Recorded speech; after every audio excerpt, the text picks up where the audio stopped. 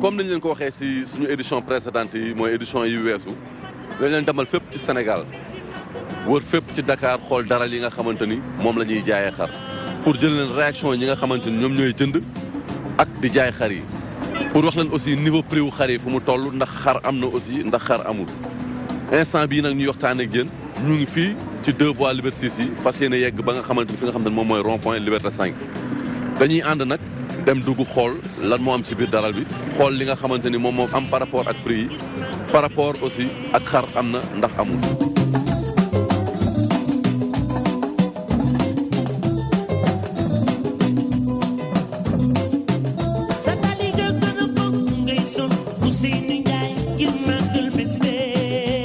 tabaski ren bi nit ñaa ngi ne xar yi manqué na affaire yooyu noonu di yàq xelu sénégalais yi mais ma dama gis ni fii sénégalais yi prix xaalis boo indi di nga am xar dañoo war a bàyyi di yàq esprit sénégalais yi parce que sénégalais dañuy jouer benn jeu bu dangereux dañuy def si bopp sénégalais xar dafa cher alors que xar am na à partir de 80 000 70 000 di nga am xar mais des fois tamit vendeurs yi ñoo war a def effort fii ñuy jaayee xar parce que client bu ñëwee am na noo koy waxee nga ñëw supposons client ñëw ngeen ne ko 200 000 client bu day ragal mais supposons client bu ñëwee ngeen ne ko premier prix 120 000 dina am fit wax ak yow mais supposons benn client bu ñëwee tey mu ne la xar ñaar la jar ngeen ne ko 200 000 wala 150 000 alors que client boobu 70 000 loo yor kon dafa naan fii damay perdre sama temps taxaw fii di waxaale xar loolu tax vendeur dañoo war a def effort parce que tabaski jàpp naa ni vendeur yi rek dañu si war a jaamu yàlla. opération tabaski moom na ñëpp jóg rek fagaru dafa am solo daal parce que man li may gis ni dalu sama xel suñu sañoon nag ñëpp yàlla dogal ñu am ko ñëpp amandoo ñëpp yóbbandoo mais ñaanuñu yàlla xar manqué mais lu ñu gis ni daal dalu sama xel man lu ma gis dalu sama xel. tey xar yi est-ce que nekkul ni xar yi dafa cher moo tax non xar yi mënu cher parce que ñoom si seen bopp war xam nañ ne xar yi cheru comme soo fekkee ne dañuy topp cheraay bi rek kon ñii di élevé sax duñ jaay xar yi mais ngooñ bi wàññeeku repas bi wàññeeku ngooñ bi mu ngi jar ba tey li mu doon jar ngooñ boo xam ne mënul bu fekkee ne dañu béy ba pare mënul jar 3000 francs ngooñ baa ngi jar 4500 su demee ba wàññeeku tamit su demee ba nga xam ne moment bi nga xam ne ngooñ bi bëri na ngooñ bi du wàññeeku day gën a cher repas tamit day gën a cher 8500 boo ko bëggee topp sax doo jaay sax client ne mënuñu song dara parce que amaguñu xaalis pour mun a song dara mais boo calculé tam am na client yoo xam ne jënd nañ seen xar bàyyi ko ci biir dara loolu dafay nax ñu bari dañuy gis ne client yi mais am na client yoo xam ne bi nit ñi sampee seen xar jënd nañu xar bàyyi ko fa am na gétt yoo xam ne daanu nañu ñii dañuy dem di utiwaat xar sax di ko dugal seen biir gétt pour jaayaat ko mais am na ñoo xam ne jaay nañu ba pare seen xar client yi moom li mu la ñuy wax moom mooy képp ki nga xam ne da nga bëgg a tabaski mu wóor na tabaski moo la tax a jóg damay bëgg nga dem nga jël sa xaalis jënd xar parce que nit di war dee tabaski di wér si guddi ba la demee nga bëgg a tabaski day daal di métti.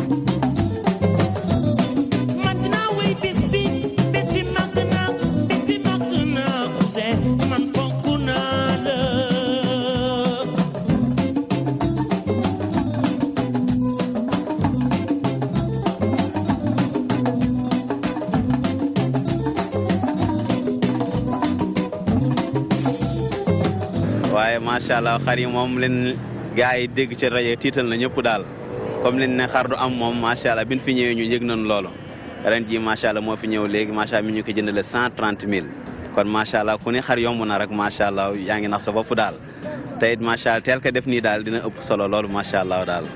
yomb moom defu ko ndax wax dëgg yàlla man moom bii moom 130 000 moom mënoon na sax jar au moins 110 000 jaadu na ba 100 000 francs waaye 130 000 moom cher na loolu macha allah ci xar. waaw li ma gis daal macha allah ni ak ni ma dégg ministre bi macha allah wax que ni xar moom dina am macha allah yal na yàlla def daal macha allah xar daal am daal ba ñëpp macha allah cëru ci daal macha allah.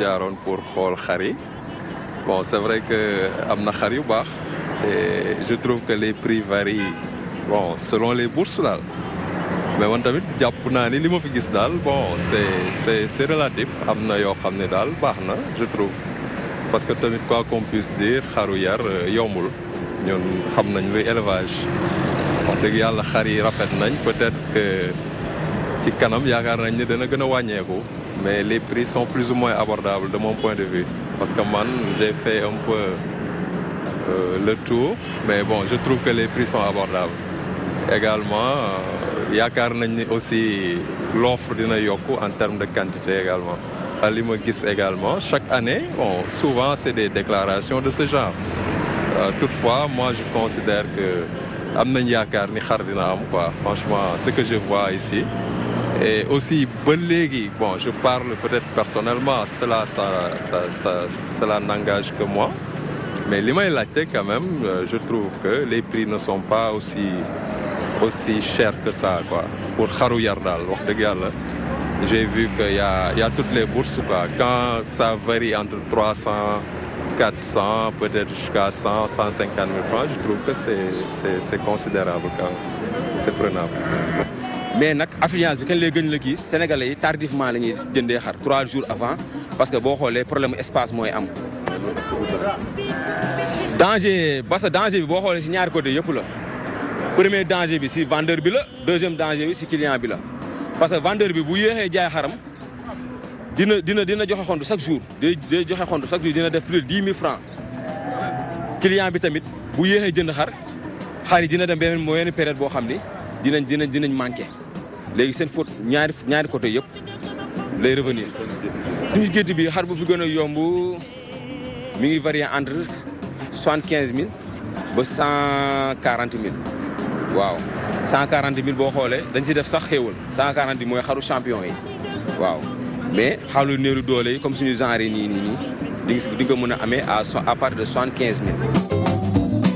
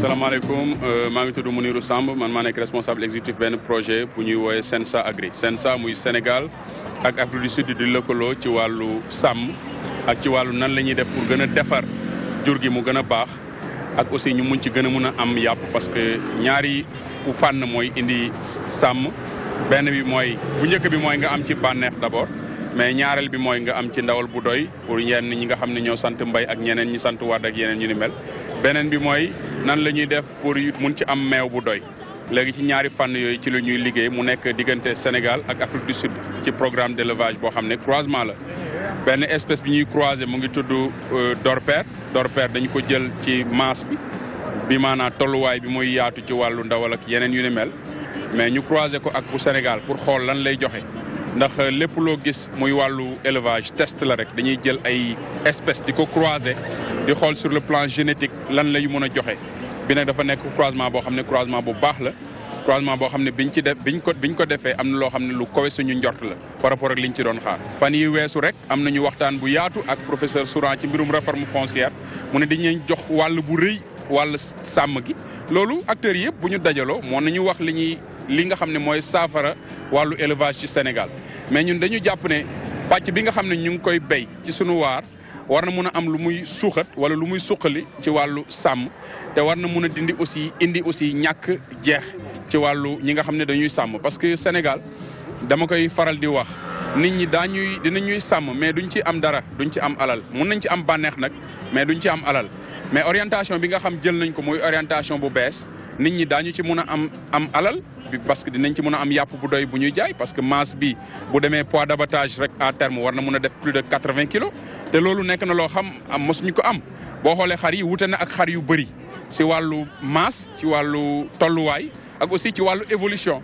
parce que lii nga xam ne moom mooy dimbale ñiy sàmm mooy ñuy mun a am lu bëri ci ay espèces di ko mun di évacuer di mun di am xaalis parce que buñ ko jaayee te xar bi ci masse am na ci doole boo xam ne nit ñi mun nañu ko jëfandikoo buñ ko xamee ci wàllu yàpp aussi yàpp bi neex na parce que ñi ko testé xam nañu ne yàpp bi neex yàpp bu baax la yàpp bu neex la en même temps aussi masse bi poids d'abattage agneau bi rek dina dem presque ay 15-20 kilos donc loolu dafa nekk loo xam ne dafay ngane lu bees ci wàllu élevage du Sénégal je pense que innovation la bu ñuy wax vraiment dans les 10 dernières années acteurs yi nga xam ne ñoo nekk ci wàllu élevage man waxuma ko mais ñoom gis nañ ne lii innovation de taille la boo xam dinañ ko jël dans les annales de l'élevage au Sénégal.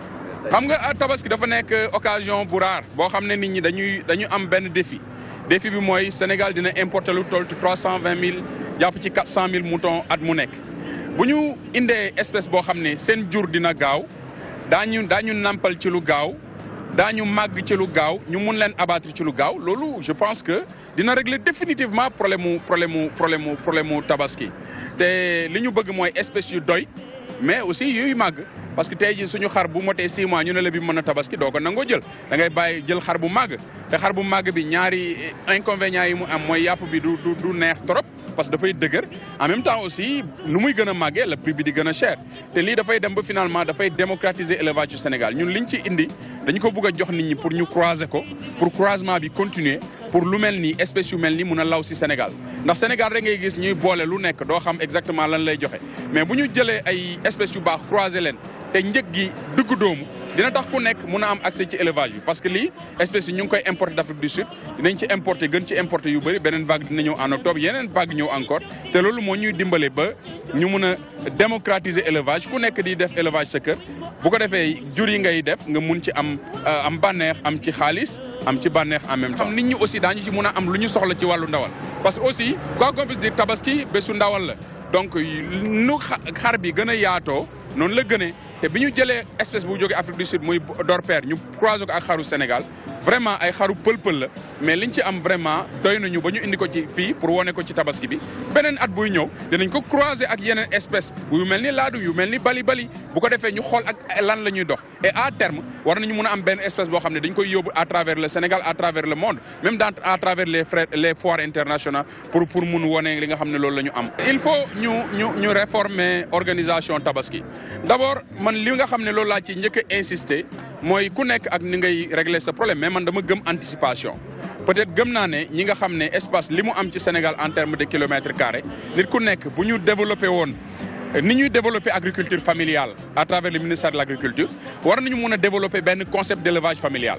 bu ko defee kër gu nekk dina am ci àll bi nit ñi daañu mun a jël xar yoo xam ne daañu leen mun a dundal tabaski balaa muy ñëwaat seen xar dina mot pour ñu mun ko rey parce que lu bëri loo xam ne anticipation moo ñu ciy dimbale maintenant bu ñu jooy nag boo waxtaan ci tabaski bi nga xam ne moom moo nekk man gëm naa ne nit ñi dañu am ay coûts yoo xam ne dafay metti man indi naa fi samay xar pour wone ko pour woon nit ñi li nga xam ne maa ngi koy def si wàllu sàmm ci li nga xam ne maa ngi koy def ci wàllu développement élevage wone naa ko mais nit ñi timidement la ñuy ñëw parce que bu ñu jëlee xar tey du ñu am fu ñu ko yeew parce que Dakar peut-être am na problème espace parce que loolu dafa nekk loo xam ne c'est connu de tout le monde mais bu ñu jéemee def effort pour xam ne def ndànk xam ne xar yi ñu ngi ñëw parce que pour man li nga xam ne mu ngi ñëw war na mun a dimbale pour ñëpp mun a am xaru tabaski beneen facteur bi aussi mooy facteur frontières yi des fois da ngay gis parfois nit ñi dañuy am ay yenn tracasseries dans les frontières pour indi xar yi te li ma la wax sànq moom mooy 350 000 ak 400 000 têtes dañ koy bëgg a indi Sénégal pour mu combler le déficit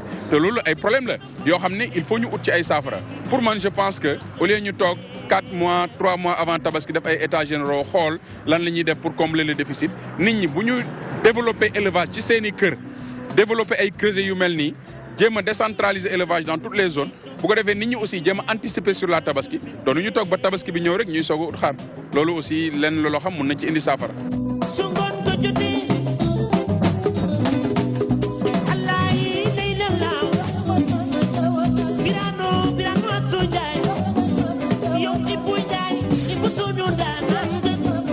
comme ni ngeen ko gisee lii la mooy li nga xam te ne moom lañ leen jëlee woon ci rond point Liberté 6 mais bi ñu yegsee fii rond point Liberté 6 constat bi ñu def ñun ñëpp ñoo ko gisandoo mooy li nga xamante ni moom la clients yi wax aussi li xamante ni moom la ñi nga xam ne ñooy jaay xar yi wax. constat bi ñu def ba tey fii mooy que xar yi ñu ngi commencé di ñëw nànk-nànk par rapport ak fan yi ñu weesu mais ba tey prix wu xar yi constat bi ñu def ñii ñu ngi wax ni que ni prix yi cher na mais clients yi am na si ñoo xam te ne jàpp nañ ni prix yi abordable nañ.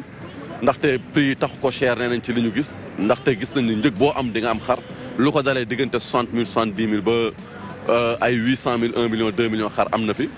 mais li ñuy wax sénégalais yi rek ba tey mooy que teel a jënd xar dina tax ñëpp am xar mate ndaxte teel a jënd xar dafa bokk ci li nga xamante ni moom mooy tax ñi nga xam ne ñooy jaay xar yi mën a dem jënd jiwaat ay xar indiwaat ko looloo tax ñuy wax tout le temps jëndkat yi ñu gaaw a ñëw jënd seeni xar tabaski.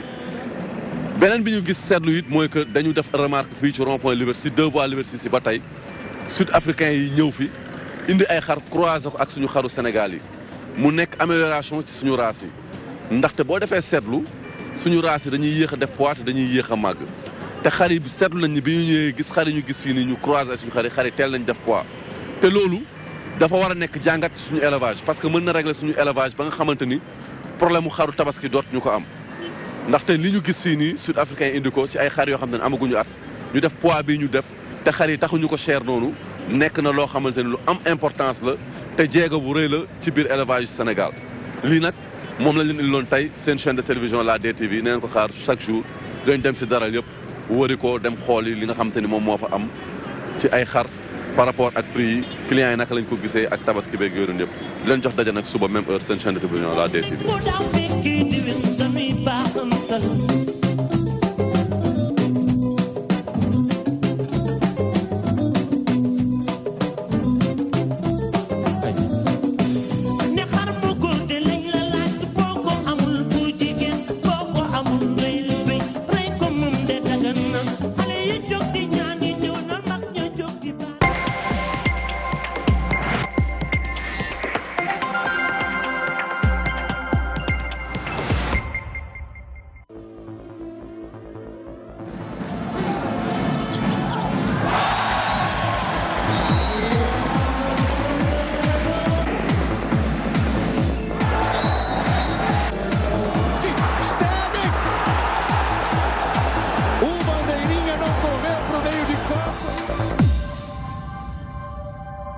Mesdames, Messieurs, bonsoir. Merci de nous rester fidèles et bienvenue au 60e numéro de votre émission Débrief, votre magazine sportif tous les jeudis. C'est un honneur et un grand plaisir de vous retrouver chez vous, justement, pour vous informer sportivement parlant avec votre émission Débrief. Débrief, Mesdames, Messieurs, c'est un débrief spécial avec, bien sûr, comme invité ce soir, Monsieur Baba Tandian, ancien président de la Fédération sénégalaise de basketball. Monsieur Tandian, bonsoir. Bonsoir. Alors, finalement, on vous a eu, hein, après plusieurs sollicitations, vous acceptez aujourd'hui de nous parler. Merci, merci en tout cas. Oui, en tout cas, vous êtes tenace. Bon, il y a des moments où il faut savoir dire oui. Bon, aujourd'hui, vous avez la chance de vous dire oui, après plusieurs tentatives. Mais en fait, ce n'était pas parce que je ne voulais pas communiquer. C'est pas ça. En fait, j'avais pris une résolution personnelle. Après ce qui s'est passé au lendemain de l'élection de la nouvelle fédération, moi, que j'appellerais une forfaiture. On va y revenir de toute façon. Mais ça n'est un, mais bon, de toute façon, c'est... C'est quoi, vous ne voulez pas gêner? Oui, comme je disais, ce n'est pas quelque chose que j'ai contesté, même si je trouve que c'est une forfaiture. On en reparlera. J'ai décidé tout simplement de prendre du retrait et de ne pas intervenir, de ne pas critiquer, de ne pas parler. pour permettre un peu ceux qui ont goûté à cette forfaiture de savoir exactement la réalité de ce qui se passe dans une fédération. Je pense qu'ils ont eu un petit aperçu. Très bien. Alors je rappelle que le prétexte de l'invitation de Baba Tandian, c'est l'actualité. L'actualité, c'est bien sûr les Jeux Olympiques avec la participation des Lions aux Jeux Olympiques à Rio, mais aussi les 1 an de présidence de Maître Babacar Ndiaye, qui a fait 1 an donc à la Fédération sénégalaise de basketball. On fera le bilan et tout ça. Mais Monsieur le Président, avant d'en revenir, je voudrais parler un peu de l'actualité sportive nationale, avec comme première actualité l'équipe nationale du Sénégal de football qui joue samedi contre la Namibie à l'occasion de la 6e et dernière journée des éliminatoires de la CAN, avec comme objectif faire le plein de victoires en recevant bien sûr les Namibiennes ici au stade Léopold Sédar Senghor. Je rappelle, le match est à 17h. On fait le point avec Ibrahim Fall et on revient. Les Lions du Sénégal jouent leur dernier match, un match comptant pour les éliminatoires de la Coupe d'Afrique des Nations, prévue en 2017 au Gabon. Les Lions tenteront de faire le carton plein en gagnant 6 matchs en temps de sortie. Et pour ce faire, les protégés d'Aliou Cissé devront passer le cap de Namibie ce samedi au stade Léopold Sédar Senghor. Les Lions du Sénégal maintiennent un bon cap après avoir battu Burundi lors de la première journée, 3-1. Contre la Namibie en aller, les Lions se sont imposés 2-0, loin de leur base, avant de battre le Niger en aller et en retour sur le score de 2-0 et 2-1. Récemment, en déplacement au Burundi, les Lions se sont imposés sur le score de 2-0. Une bonne performance pour les protégés d'Aliou Cissé. Ces derniers ont marqué 11 buts pour n'encaisser que 2 lors de ces éliminatoires. Les Lions du Sénégal qui ont déjà obtenu leur ticket pour la CAN 2017 prévue au Gabon. Mais cette performance ne doit pas permettre aux Lions de dormir sur leur laurier, vu qu'une pareille situation s'était produite sous l'ère d'Amara Traoré, qui avait fait une belle prestation avec 6 matchs, 5 victoires et un seul match nul, dans un groupe où on retrouve le Cameroun et la République démocratique de Congo, ce qui n'était pas évident. Mais la suite avec la compétition de la Coupe d'Afrique, les Lions n'ont pas abouti à leur mission. Après le football, je rappelle, le match c'est le samedi à 17h au stade Léopold Sédar Senghor. Après le football, il y a eu également le karaté qui a joué son championnat avec la dernière journée. Le Duc a caracolé en tête en tout cas de ce championnat qui s'est joué à Thiès. Nous allons voir quelques images de ce championnat et on revient sur le plateau.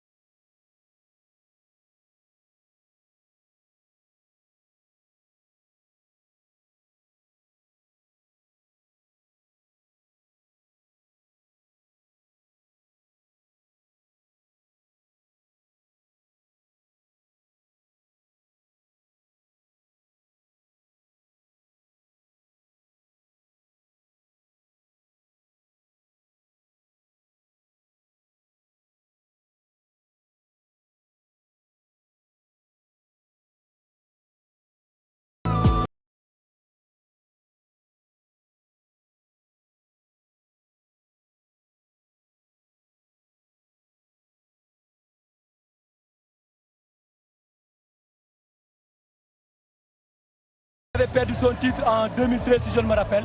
Et quand Duc perdait son titre, je n'étais pas là. Donc aujourd'hui, je reviens. C'est ma première compétition avec le Duc en tant que capitaine à nouveau. Et je rends grâce à Dieu d'avoir remporté cette victoire pour le Duc, pour notre famille, pour le Duc. Je suis vraiment content. Et je suis fier de mes coéquipiers qui sont battus comme des lions. Franchement, à quoi. Et le secret, c'est en fait, c'est le travail. Parce que comme on dit, c'est le travail paye. J'ai intégré l'équipe nationale quand j'avais 19 ans. Quand les gens voient que je suis vieux, c'est parce que depuis longtemps que je suis sur les tapis.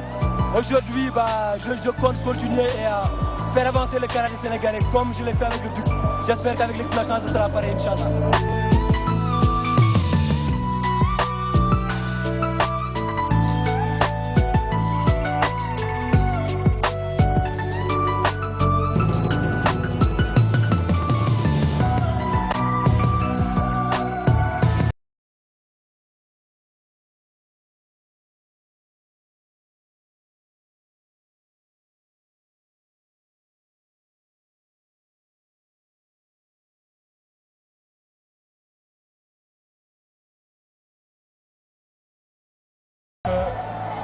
Vraiment, nous sommes satisfaits de l'organisation d'abord, mais également du niveau technique de la compétition. Parce que c'est vrai que nous ne pouvons pas faire une compétition de genre sans qu'il y ait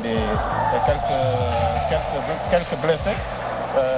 Il y a eu quelques bobos, mais je peux dire que le corps médical a pratiquement sonné. Il faut saluer le travail effectué par la commission d'arbitrage. Sous la férule évidemment de son président, en l'occurrence Mamadou Lamine Gueye, qui fait un excellent travail avec son équipe. D'ailleurs, tout récemment, nous avons fait ce qu'on appelle un stage de mise à niveau. Et à l'issue de ce stage, il y a eu un examen. Et les arbitres sont en train de progresser.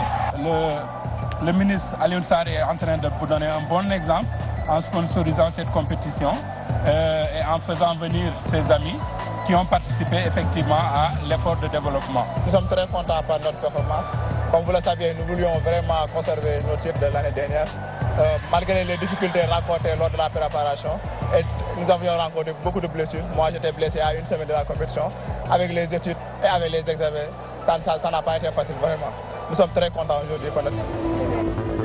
À Thiès toujours, le handball a connu sa fin de saison avec les finales de Coupe du Sénégal. Nous allons y revenir très largement à la fin de ce magazine débrief, avec bien sûr les réactions et les matchs qui se sont joués au stadium Lat Dior de Thiès.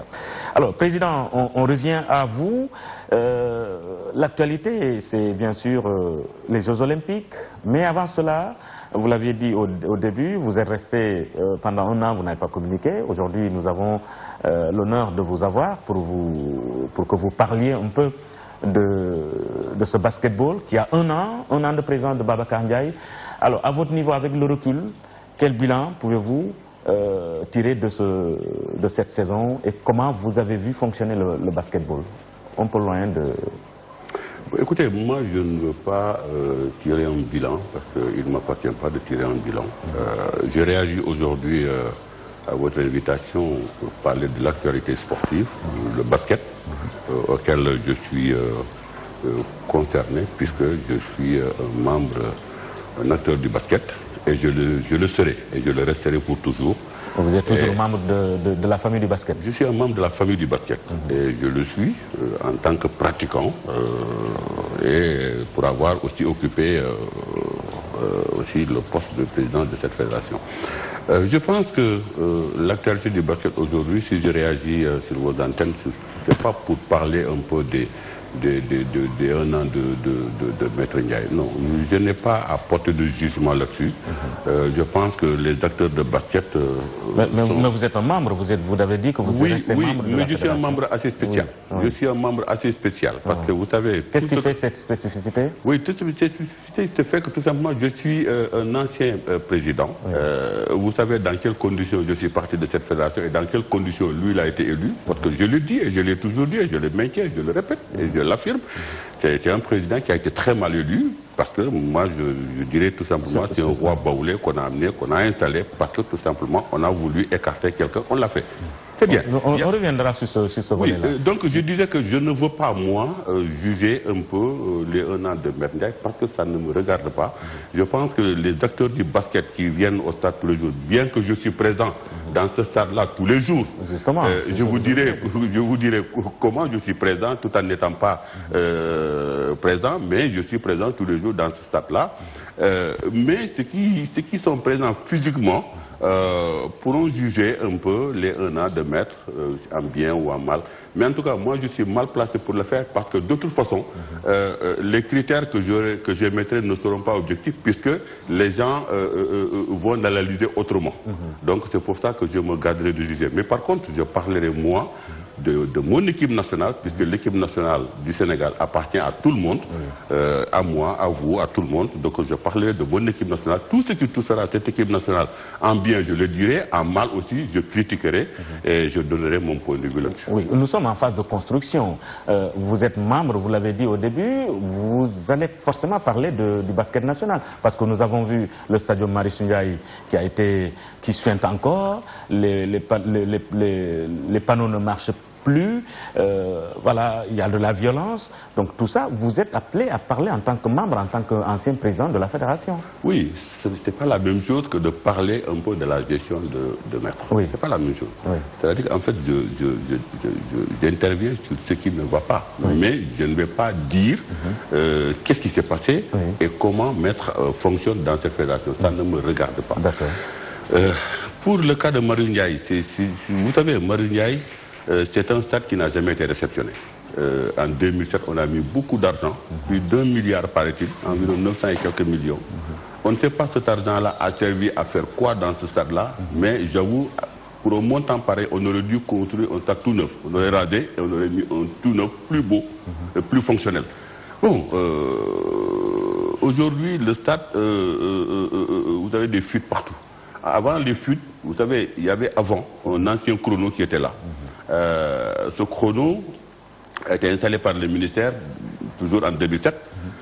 Vous savez, c'était des câbles qui passaient sous le parquet. Et comme il y a beaucoup de rats dans ce parquet-là, vous savez, quand on joue au basket en haut, les rats jouent au basket en bas. Il y a beaucoup de rats en bas. Alors donc, ça fait sourire, mais c'est comme ça. Dès que vous trouvez un peu, vous avez des rats qui sautent. Donc ce sont les rats qui mangent les câbles. Oui, les rats ont mangé les câbles. En fait, c'est la réalité. Les rats ont mangé les câbles. À un moment, on ne pouvait plus fonctionner avec le chrono. Et il fallait revenir au stade archaïque, c'est-à-dire qu'avec Ndiol,